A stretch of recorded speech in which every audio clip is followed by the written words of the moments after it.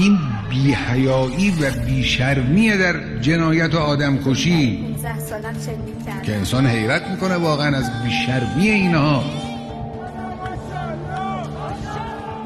برای کشتن مردم غیر نظامی توجیه و استدلال و منطق ارائه میدن، اینقدر بی‌شرمن.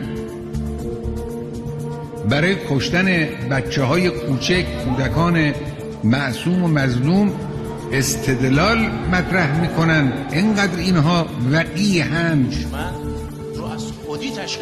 اینهایی که این جنایت رو دارن میکنن، خب اینها جانیان، مباشرین جنایتن، اما فقط اینها تنها نیستن. هر کسی که از اینها به نحوی حمایت میکند، یا با سکوت خود یا با اظهارات خود و بیانات خود و حرفهای غیر منصفانه خود، در این قضیه شریک جرم است.